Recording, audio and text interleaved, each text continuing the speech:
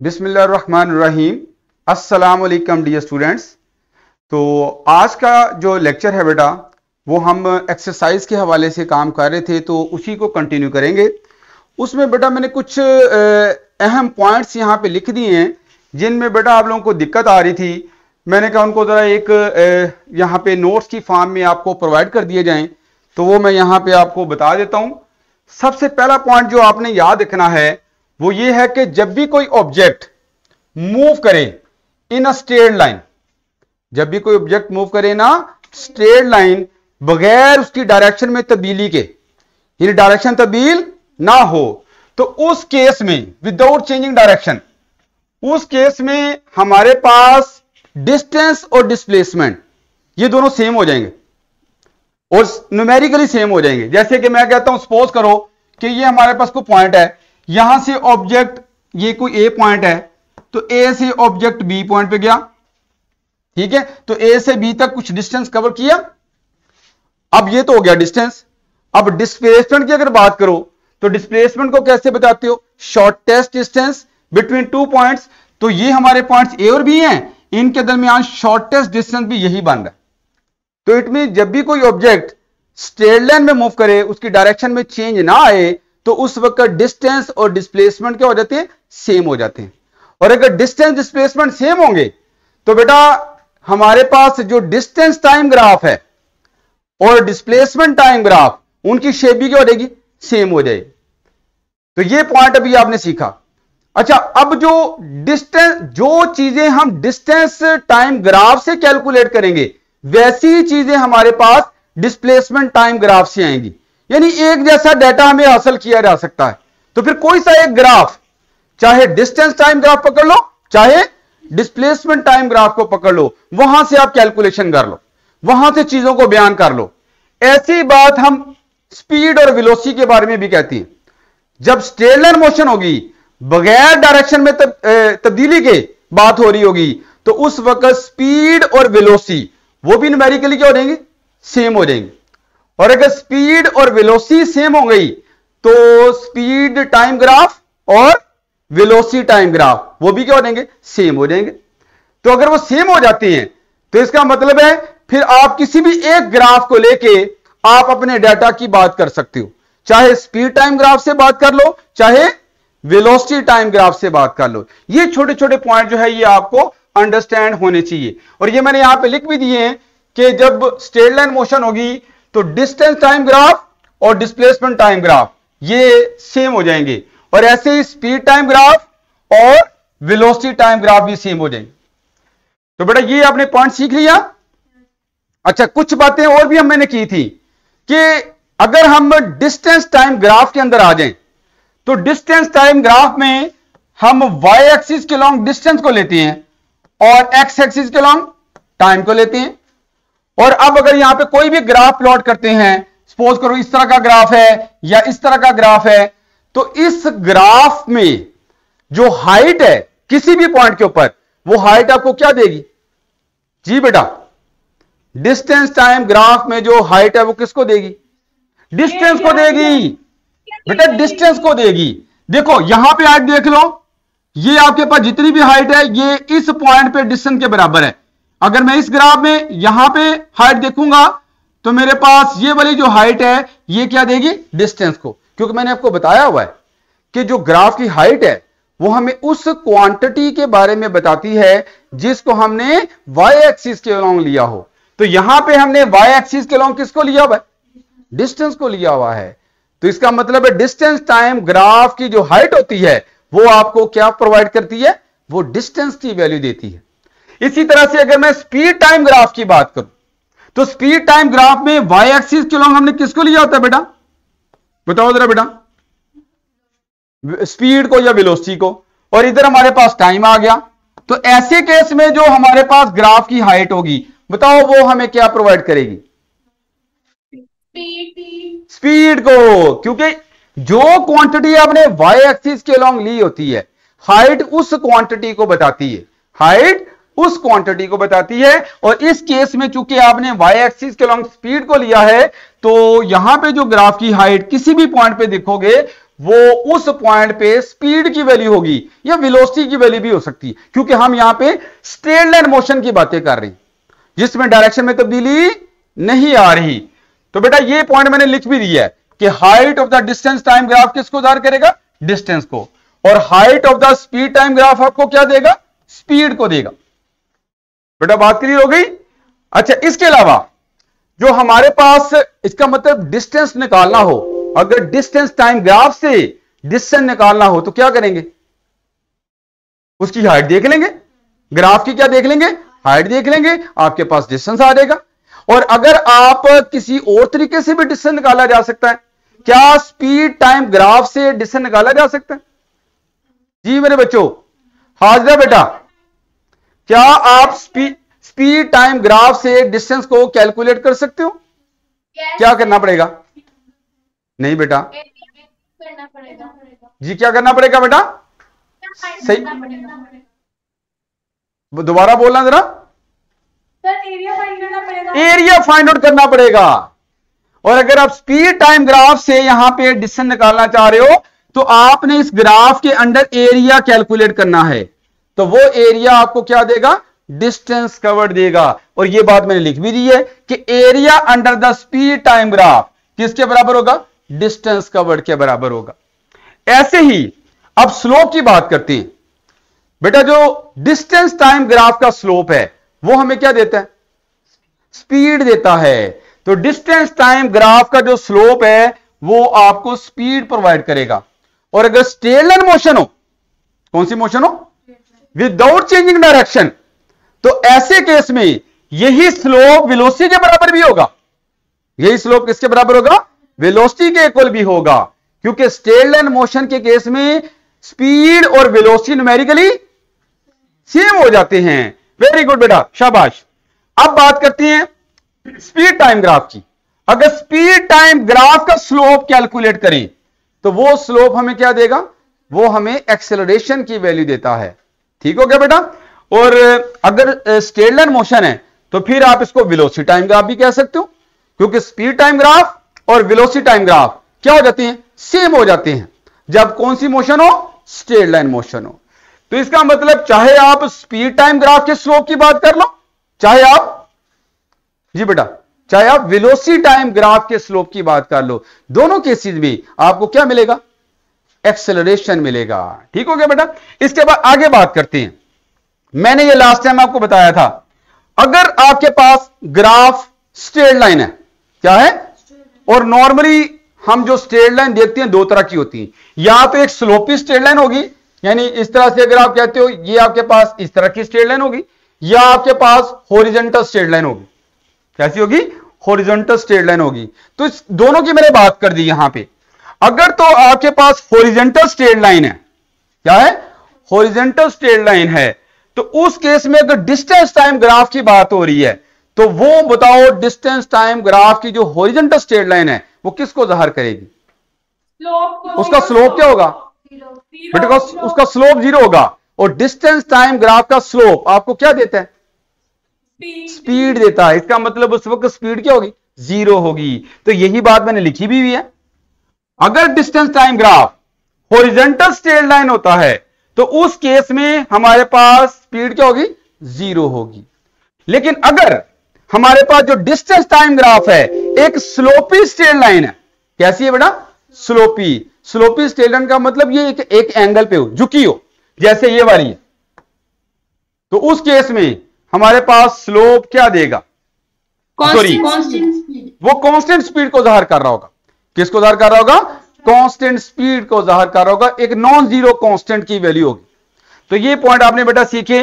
इसी तरह से हम बात कर सकते हैं स्पीड टाइम ग्राफ के लिए भी, कि जो हॉरिजॉन्टल स्ट्रेट लाइन हो, अगर स्पीड टाइम ग्राफ, ये अगर आपके पास स्पीड है और ये टाइम है और इस तरह की अगर आपके पास ग्राफ है तो ये किसको जाहिर कर रहा है,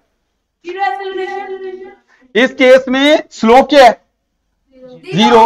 और slope of speed time graph क्या देता है, एक्सेलरेशन। इसका मतलब इस केस में एक्सेलरेशन क्या है, जीरो। या फिर इस केस में आप कहोगे स्पीड क्या है, कांस्टेंट।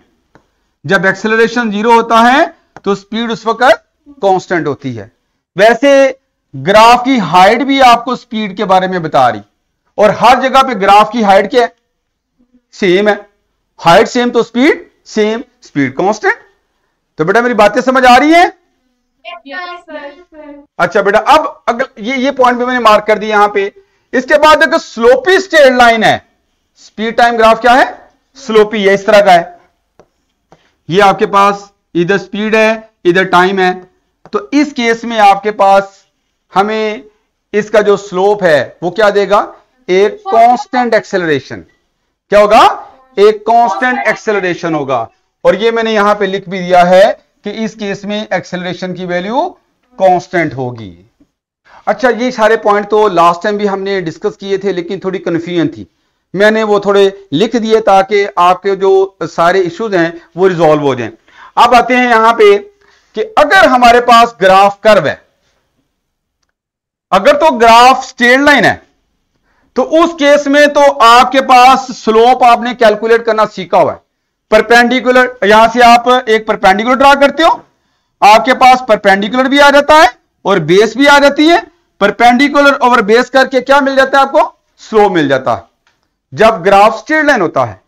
लेकिन अगर ग्राफ कर्व हो तो ऐसे केस में स्लोप कैसे कैलकुलेट करेंगे? तो बेटा इस केस में जैसे सपोज करें हमारे पास इस तरह का ग्राफ है, और सपोज कर लो ये डिस्टेंस टाइम ग्राफ है। ये क्या बेटा, हाँ जी, अगर हमारे पास सपोज करो डिस्टेंस टाइम ग्राफ है और वो कर्व है, तो उस कर्व में अब आपने स्लोप निकालना है। तो बेटा ऐसे केस में आपको किसी भी पॉइंट के ऊपर टेंजेंट लाइन ड्रा करना पड़ेगी। क्या करना पड़ेगी, टेंजेंट लाइन। अगर मैं यहां पे स्लोप निकालना चाह रहा हूं तो मैं यहां पे टेंजेंट लाइन ड्रा करूंगा, अगर मैं यहां पे स्लोप निकालना चाह रहा हूं यहां पे टेंजेंट लाइन ड्रा करूंगा, ठीक है। और फिर टेंजेंट लाइन से मैं ड्रा करूंगा परपेंडिकुलर, परपेंडिकुलर भी आ गया और ये यहां पे हमारे पास बेस भी आ गई। तो परपेंडिकुलर और बेस से क्या मिल जाएगा, आपको स्लोप मिल जाएगा। बात समझ आई बेटा? तो यहां पे जब ग्राफ कर्व होता है तो उस केस में जो स्लोप कैलकुलेट करने का तरीका है वो क्या है कि आप किसी भी पॉइंट पे टेंजेंट लाइन ड्रा करो और उस टेंजेंट लाइन का स्लोप निकालो, उस टेंजेंट लाइन का स्लोप निकालो। वैसे स्लोप निकालने का एक तरीका तो ये है ना, परपेंडिकुलर ओवर बेस करते हो आप। कोई एक और तरीका भी बताया था मैंने, एंगल के थ्रू। तो आप इसका एंगल नोट कर लो और एंगल का क्या ले लो, tan ले लो। तो स्लोप आपके पास tan थीटा के बराबर भी होता है और tan थीटा थीटा के प्रोपोर्शनल होता है। अगर थीटा ज्यादा होगा तो tan थीटा की वैल्यू भी ज्यादा होगी और स्लोप भी ज्यादा होगा। तो अगर बात जगह पे तो होता है कि आपने स्लोप की वैल्यू न्यूमेरिकली निकालनी होती है, उस वक्त तो आपको जाहिर सी बात है या तो थीटा की वैल्यू का पता हो और उसका tan ले लो, या फिर आपको परपेंडिकुलर और बेस का पता हो, तो तब आप स्लोप की न्यूमेरिकल वैल्यूज को कैलकुलेट कर लोगे। लेकिन अगर सिर्फ जज करना हो, कंपैरिजन करना हो कि कहां पे स्लोप ज्यादा है कहां पे स्लोप कम है, तो फिर किसको देख के आप जज करोगे, थीटा को देख के। अगर थीटा ज्यादा है स्लोप भी ज्यादा है, थीटा कम है स्लोप भी कम है। अब मैं यहां पे इसको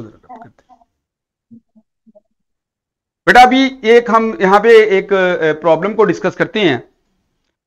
जैसे सपोज करें मेरे पास ये एक डिस्टेंस टाइम ग्राफ है, ठीक है, और ये इस शेप का है, और एक मेरे पास डिस्टेंस टाइम ग्राफ है वो कुछ इस शेप का है। जरा मैं कर्व को भी डिस्कस कर लूं क्योंकि क्वेश्चन आगे हमने कर रहे हैं। तो इधर आप हमारे पास डिस्टेंस है, इधर हमारे पास टाइम है, इधर भी डिस्टेंस और ये टाइम है। बताओ अब मैं अगर बताना यहां पे पूछूं आपसे कि डिस्टेंस टाइम ग्राफ का स्लोप आपको स्पीड देता है, क्या देता है, स्पीड। अब मैं आपसे पूछना चाह रहा हूं कि यहां पे स्पीड कैसी है, कांस्टेंट है या इंक्रीज हो रही है या डिक्रीज हो रही है? बताओ स्पीड कांस्टेंट कब होती है? मैंने अभी यहां पे लिखा भी था, जब स्ट्रेट लाइन हो। वेरी गुड, जब ग्राफ स्ट्रेट लाइन होगा तो उस वक्त स्पीड क्या होगी, कांस्टेंट होगी। लेकिन चूंकि यहां पे ग्राफ कर्व है तो यहां पे स्पीड क्या है, वो तब्दील हो रही है, चेंज हो रही है। और चेंज में दो तरह की बातें हो सकती हैं, या इंक्रीज या डिक्रीज। तो अब ये कैसे पता चलेगा, इसके लिए आपने टेंजेंट लाइन ड्रा करनी है। डिफरेंट पॉइंट्स पे क्या करेंगे बेटा, टेंजेंट लाइन को ड्रा करेंगे, और टेंजेंट लाइन से आपको पता चलेगा कि स्लोप बढ़ रहा है या कम हो रहा है। मैं अगर यहां पे टेंजेंट लाइन ड्रा करूं तो इसका एंगल क्या होगा, कम। फिर मैं अगर यहां पे टेंजेंट लाइन ड्रा करूं और इसका एंगल देखने के लिए मुझे यहां पे क्या करना पड़ेगा, एक हॉरिजॉन्टल लाइन ड्रा करना पड़ेगी। बताओ यहां पे एंगल ज्यादा है, यहां पे एंगल ज्यादा है, ऊपर एंगल ज्यादा है। हाँ, तो यहां पे अगर एंगल ज्यादा है तो स्लोप भी ज्यादा है। अगर यहां पे ड्रा करोगे एंगल मजीद ज्यादा हो जाएगा। जैसे जैसे ऊपर जा रहे हैं जो टेंजेंट लाइन ड्रा कर रहे हैं उसका एंगल बढ़ता जा रहा है, तो स्लोप भी इंक्रीज हो रहा है। और स्लोप बढ़ने का मतलब क्या इंक्रीज हो रहा है, स्पीड इंक्रीज हो रही है। Very good. तो स्पीड यहां पे बढ़ रही है। यहां भी बात करती है, अगर यहां पे मैं टेंजेंट लाइन ड्रा करूंगा शुरू में तो यहां पे एंगल बहुत ज्यादा है। मैं अगर यहां पे टेंजेंट लाइन ड्रा करूं तो अब मुझे बताओ जरा, अब एंगल क्या हो गया, कम हो गया। एंगल कम हो रहा है तो स्लोप भी कम हो रहा है, स्लोप कम हो रहा है तो स्पीड कम हो रही है। तो ये वाला ग्राफ डिक्रीजिंग स्पीड को जाहिर कर रहा है और ये वाला ग्राफ इंक्रीजिंग स्पीड को जाहिर कर रहा है।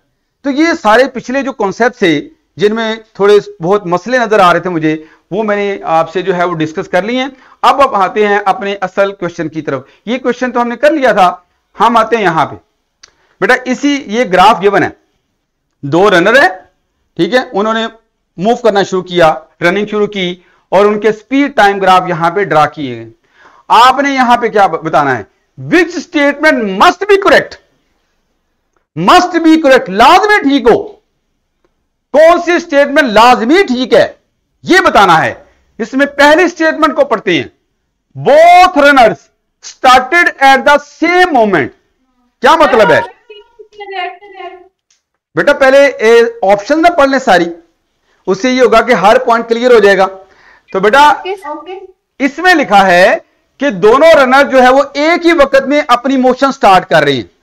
वो कैसे पता चल रहा है बेटा, आप बेसिकली अगर देखो तो ग्राफ में तो आपको ऐसे नजर आ रहा है कि दोनों का ग्राफ t=0 पे शुरू हो रहा है। लेकिन बेटा एक बात याद रखो, ये वाला जो टाइम होता है ना, ये हमारी बॉडी की मोशन का स्टार्टिंग टाइम नहीं है, ये ऑब्जर्वेशन टाइम है। ये क्या है, ये जब आपने ऑब्जर्वेशन शुरू की।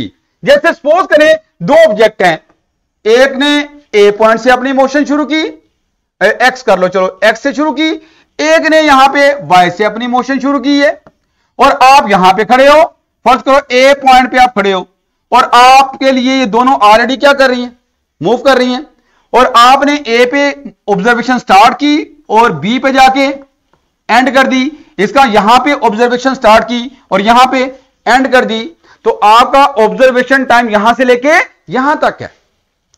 ये पिछले वाले टाइम का हमें नहीं पता।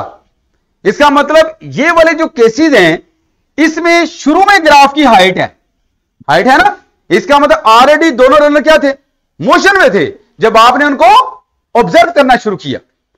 आपको नहीं पता उन्होंने कब अपनी मोशन शुरू की है, दोनों ने एक वक्त में भी हो सकता है शुरू की हो, और ऐसा भी है कि वो एक वक्त में दोनों ना मूव किए हों, उनके डिफरेंट इंस्टेंट्स में वो मूव करें। तो इसलिए यहां पे डाउट है, हम कंफर्म नहीं है इसके बारे में। इस वजह से ये वाली स्टेटमेंट तो मस्ट भी नहीं कह सकते, मैं भी कह सकते हो सकता है कि दोनों ने एक ही वक्त में अपनी मोशन की बात कर दी हो, एक ही वक्त में अपनी मोशन स्टार्ट की हो। दूसरे पॉइंट की तरफ आओ, दूसरे में क्या लिखा है, runner 1 has greater acceleration than runner 2। बेटा मुझे बताओ कि ये स्पीड टाइम ग्राफ है, और स्पीड टाइम ग्राफ से एक्सेलरेशन को देखना हो तो क्या देखते हैं, स्लोप। तो इसका स्लोप क्या है, नहीं क्या है, हॉरिजॉन्टल लाइन आए तो स्लोप क्या होता है ना बेटा, स्लोप क्या होता है, स्लोप को tan थीटा से देख लो, थीटा क्या है यहां पे, हॉरिजॉन्टल के साथ इसका एंगल देखो, ये तो लाइन ही हॉरिजॉन्टल है, तो हॉरिजॉन्टल के साथ इसका एंगल क्या होगा, 0, और जब एंगल 0 होगा तो स्लोप भी tan थीटा भी 0, स्लोप भी 0। तो दोनों केसेस में स्लोप 0 है, और अगर स्लोप 0 है तो एक्सेलरेशन भी दोनों का 0 है, दोनों केसेस में एक्सेलरेशन 0 है। तो ये वाली बात, तो ये वाली जो बात की भी, ये तो है ही रॉन्ग, एक्सेलरेशन दोनों का क्या है, 0 है। ऐसा कहना बिल्कुल गलत है कि रनर 1 का जो एक्सेलरेशन है वो ग्रेटर है देन रनर 2। अब ये पॉइंट भी गलत हो गया। सी पॉइंट पे देखो, runner 1 is moving faster than runner 2। किसी भी ऑब्जेक्ट के फास्ट होने को देखना हो तो किसको देखती है? उसकी स्पीड को देखती है, उसकी स्पीड को देखती है। और यहां पे स्पीड टाइम ग्राफ में स्पीड कैसे मालूम की जाती है? हाइट से, ग्राफ की हाइट से। तो बताओ किस ग्राफ की हाइट ज्यादा है? रनर 1 के ग्राफ की हाइट ज्यादा है, तो इसकी स्पीड भी, ये फास्टर मूव कर रहा है, रनर 1 फास्टर मूव कर रहा है रनर 2 के लिहाज से। तो हमारी जो सी ऑप्शन है वो यही लिखी हुई है कि runner 1 is moving faster than runner 2। बेटा मेरी बातों को समझ सकता, क्योंकि उधर डिफेंड के दोनों कांस्टेंट स्पीड पे और बाकी दोनों कांस्टेंट स्पीड पे। किधर कौन सी ऑप्शन? बेटा मुझे सुन तो लो, अभी स्पीड नहीं लिखा हुआ। The distance between the two runners, ये वाली बात कर रहे हैं ना। The distance between the two runners stage constant. क्या मतलब है कि अगर एक फास्ट मूव कर रहा है और एक स्लो मूव कर रहा है तो उनके दरमियान डिस्टेंस क्या फिक्स रहेगा? वो तो चेंज होता रहेगा। जितना अगर एक चीज ज्यादा तेज आ रही है तो उसके दूसरी वाली डिस्टेंस बढ़ता रहेगा। अगर दोनों एक ही स्पीड से जा रही हो, दोनों क्या हो, एक ही स्पीड से जा रही हो, तो फिर उनके दरमियान डिस्टेंस क्या रहेगा? फिक्स रहेगा। तो यहां पे दोनों रनर्स के दरमियान जो डिस्टेंस है उसके बारे में पूछा जा रहा है कि डिस्टेंस कांस्टेंट है या चेंज हो रहा है। तो आप मुझे बताओ क्या है? चेंज हो रहा है। इसका मतलब ये वाली स्टेटमेंट भी रॉन्ग है, सिर्फ सी ऑप्शन ठीक है। बेटा आगे, बेटा आ जाओ अगले पॉइंट की तरफ। बेटा ये क्वेश्चन इस तरह का मिलता जुलता हमने पहले भी किया था, मैंने कहा जरा इसको दोबारा आपसे डिस्कस कर लें। इसमें क्या लिखा हुआ है बेटा? A women run 4 kilometre from X to Y, यानी ये ग्राफ भी बना हुआ है, एक्स से वाई की तरफ जा रही है और कितना डिस्टेंस ट्रेवल कर रही है? 4 किलोमीटर। इससे हम कह लेते हैं S1। S1 की वैल्यू 4 किलोमीटर है, ठीक है। और ये कितने टाइम में? टाइम इसको कह लो T1। कितना टाइम है? 20 मिनट्स। इसके बाद क्या बेटा? एंड देन रेस्ट, रुक जाती है। कहां पे? वाई के ऊपर, वाई पे आके रुक जाती है। और कितनी देर के लिए रुकती है? 10 मिनट्स के लिए। एक और टाइम हमें दे दिया T2 कर लो, ये 10 मिनट है, लेकिन इस टाइम के दौरान वो मूव नहीं कर रही। आगे क्या लिखा है बेटा? फिर उसके बाद she then takes 10 minutes, Majid 10 minute लेती है और रन करती है कितना? 3 kilometre from Y to G. तो इसका मतलब है कि हमारे पास मजीद टाइम लगा, T3 कर लो, कितना है? 10 मिनट। और इसमें भी कुछ ना कुछ उसने डिस्टेंस कवर किया है, और वो डिस्टेंस उसे आप कह लो S2। कितना है बेटा? ये हमारे पास 3 किलोमीटर है। अब बेटा जरा देखो इसमें क्वेश्चन क्या पूछा है? What is the size of her average speed and average velocity. आपने उसकी एवरेज स्पीड और एवरेज वेलोसिटी को बताना है। तो बेटा आपने फार्मूले तो पढ़े हुए हैं। एवरेज स्पीड कैलकुलेट करने का फार्मूला क्या होता है? एवरेज स्पीड अगर मैं लिख लूं यहां पे ऐसे करके, तो इसे total distance divided by total time. तो ऊपर आएगा टोटल डिस्टेंस और नीचे आएगा टोटल टाइम। टोटल टाइम से इसको आप डिवाइड कर दो। तो बेटा यहां पे जरा बताओ, टोटल डिस्टेंस हमारे पास दो तरह के डिस्टेंस है, दोनों का सम करेंगे। और टाइम हमारे पास तीन तरह के, T1 plus T2 plus T3। ठीक हो गया बेटा? तो ये अब ऐड करो, और ऐड करके मैं यहां पे लिख देता हूं, क्योंकि मेरे पास जो है वो, मैं जरा इसको कलर को चेंज कर लूं, यहां पे लिख लेते हैं। तो एवरेज जो स्पीड आएगी यहां पे, पहला डिस्टेंस हमारे पास 4 किलोमीटर है और दूसरा 3 है, तो इन दोनों का सम कर दिया। और हमारे पास जो टोटल टाइम है, पहला टाइम 20 है, दूसरा टाइम 10 है, तीसरा टाइम भी 10 है। रेस्ट वाला टाइम भी ऐड करना है। तो इस तरह से आपके पास ऊपर कितना हो गया? 7, और नीचे आपके पास आ गया 40। अब इसको जब आप सॉल्व करते हो कैलकुलेटर से भी करना, 0.175 आ जाएगा, 0.175 किलोमीटर पर मिनट। तो ये सी ऑप्शन ठीक होगी। ये तो एवरेज स्पीड की बात होगी ना। मैंने दो सवाल बना दिए। एवरेज वेलोसिटी को जरा बताओ। एवरेज वेलोसिटी निकालनी हो तो बेटा क्या करेंगे? एवरेज वेलोसिटी के लिए आपको एवरेज वेलोसिटी कैलकुलेट करना होगी, तो आपको यहां पे टोटल डिस्प्लेसमेंट को टोटल टाइम से डिवाइड करना पड़ेगा। तो एवरेज वेलोसिटी के लिए लिखेंगे टोटल डिस्प्लेसमेंट, टोटल डिस्प्लेसमेंट, ठीक हो गया, divide by total time, total time. तो बेटा आप जरा टोटल डिस्प्लेसमेंट देखनी है पूरे जर्नी की, पूरे सफर की टोटल डिस्प्लेसमेंट कितनी है बेटा। एक्स से लेके जी गई है, और डिस्प्लेसमेंट को कैसे डिफाइन करती है? जी बेटा, जी बेटा Hajra, shortest distance between initial point and final point. Initial point कौन सा है? एक्स है। फाइनल पॉइंट कौन सा है? जी है। तो इनके दरमियान शॉर्टेस्ट डिस्टेंस तो ये बनेगा, और ये तो हमें नहीं पता, पहले हमें इसको कैलकुलेट करना पड़ेगा। इस डिस्टेंस को हम यहां पे डी कह लेते हैं। तो अब अगर नोट करो तो ये एक राइट एंगल ट्राइंगल बनी हुई है ना। राइट एंगल ट्राइंगल में दो साइड्स अगर आपको गिवन हो, मालूम हो, तो तीसरी साइड मालूम की जा सकती है। कौन सा थ्योरम यूज करते हैं? Pythagoras theorem. तो यहां पे आप पाइथागोरस थ्योरम के अकॉर्डिंगली क्या करोगे कि यहां पे हाइपोटेनस का स्क्वायर जो कि डी के बराबर है, और इक्वल टू बेस स्क्वायर यानी 4 का स्क्वायर, और फिर परपेंडिकुलर स्क्वायर 3 का स्क्वायर। और अब इसको जब आप सॉल्व करते हो ये 16 आ जाएगा, ये आपके पास क्या आ जाएगा 9, ऐड करोगे कितना हो गया 25, और हमें डी चाहिए, उसके लिए क्या करना पड़ेगा? स्क्वायर रूट लेना पड़ेगा। अगर आप स्क्वायर रूट लेते हो तो डी की वैल्यू कितनी आ जाएगी? 5 किलोमीटर, 5 किलोमीटर आ जाएगी। इसका मतलब टोटल डिस्प्लेसमेंट हमारे पास किसके बराबर है? 5 के बराबर। तो ऊपर 5 लिखेंगे, और टोटल टाइम कितना है वो तो उतना ही रहेगा ना, वो कितना है 40, तो वो यहां पे 40 आ जाएगा। तो अब ये कैंसिल करोगे तो नीचे 8 आ जाएगा, ये बनेगा 1/8, और 1/8 को आप सॉल्व करो तो ये 0.125 किलोमीटर पर मिनट।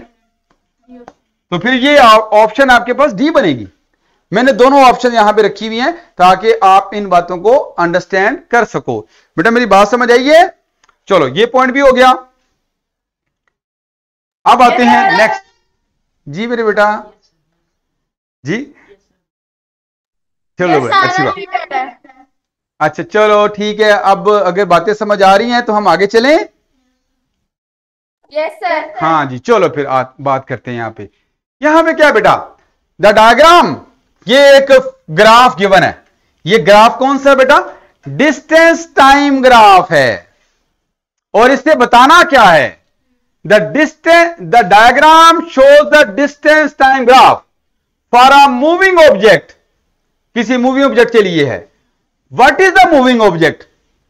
आपने ऑब्जेक्ट के बारे में बताना है। नीचे 4 ऑप्शन है, इनमें से बताना है किस ऑब्जेक्ट के लिए ग्राफ होगा, किस ऑब्जेक्ट के लिए ग्राफ है, यह देखना है। तो बेटा इन चारों ऑप्शन में मोशन की बात की जा रही। किसकी बात की जा रही बेटा?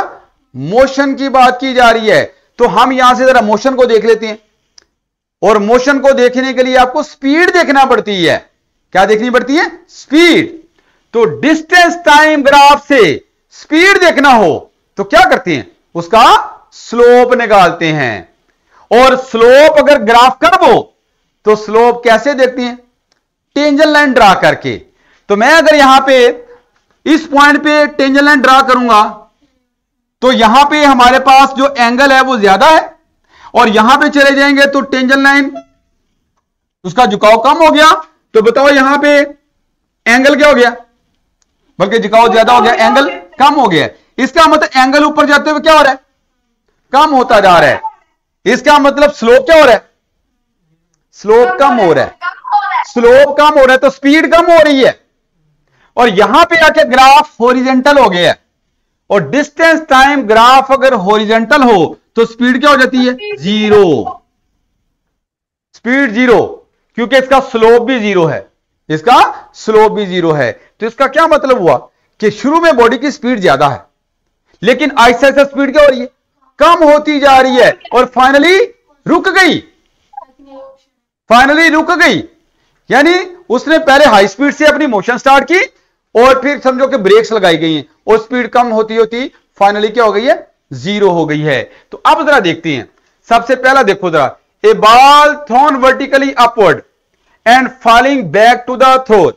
बेटा एक बॉल को ऊपर फेंका है, तो बताओ उसमें शुरू में स्पीड क्या होगी, ज्यादा, आहिस्ता आहिस्ता स्पीड कम होती जा रही है, हाईएस्ट पॉइंट तक तो ऐसा हो जाएगा, लेकिन फिर नीचे आएगी, नीचे आते फिर स्पीड बढ़ेगी। तो वो वाला ग्राफ तो यहां पे है ही नहीं। इसका मतलब है कि ये वाली बात हमारी ठीक नहीं है, सिर्फ एक साइड की बात हो रही है।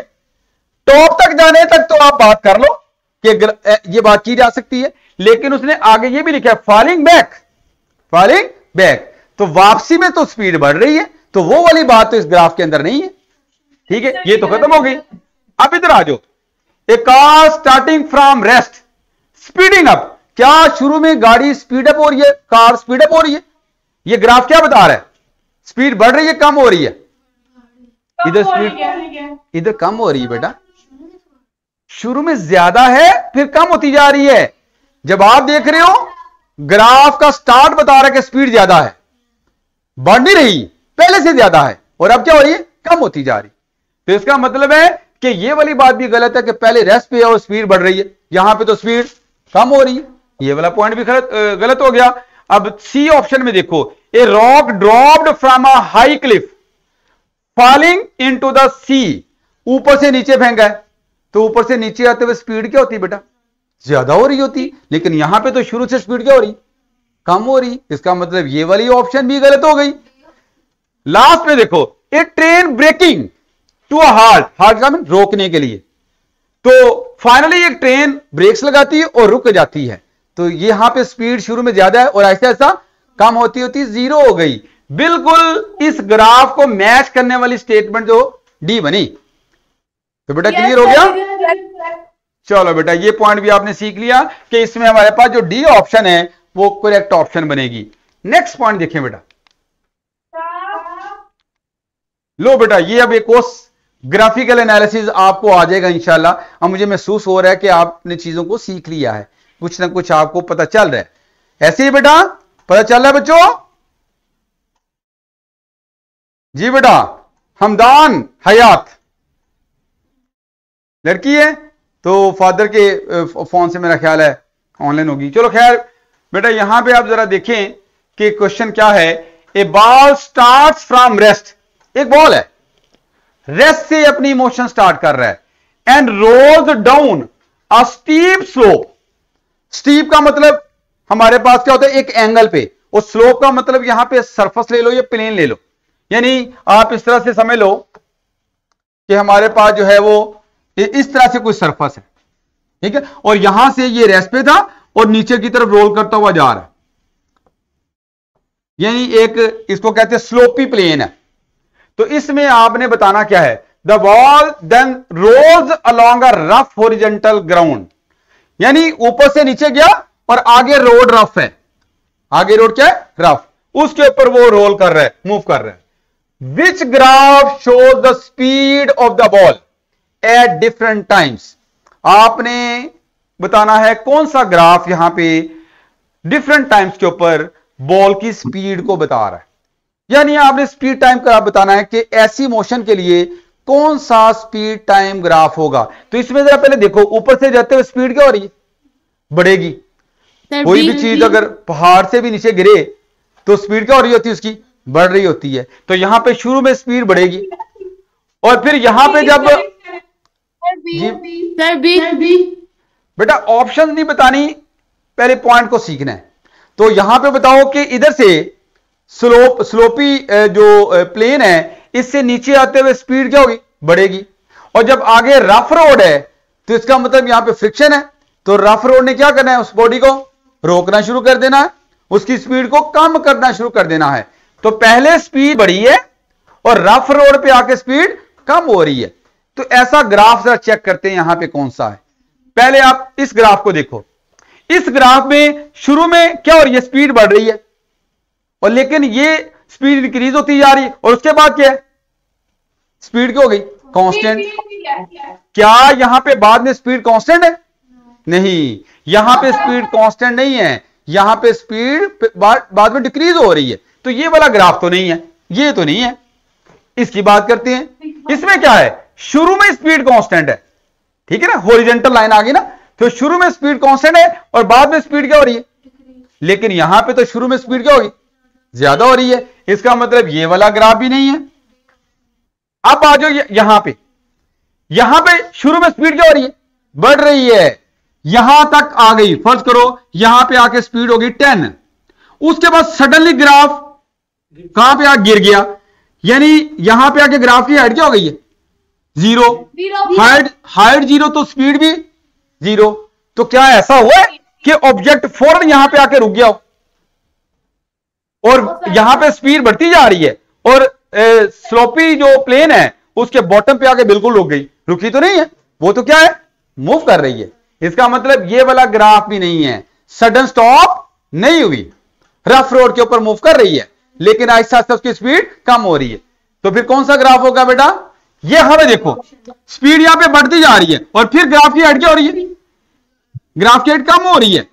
हाइट कम होने का मतलब स्पीड कम हो रही है। तो ये वाला ग्राफ है जिसमें बताया जा रहा है स्पीड बढ़ती जा रही है और फिर स्पीड कम हो रही है। तो ये हमारा हाँ जी बेटा, मेरी बात समझ आई है। तो ये बेटा लो बेटा, ये आपने जो है वो आज जो पॉइंट्स अंडरस्टैंड किए, अगर ये आपको समझ आ गए तो अगले पॉइंट्स भी आप सीखते जाओगे।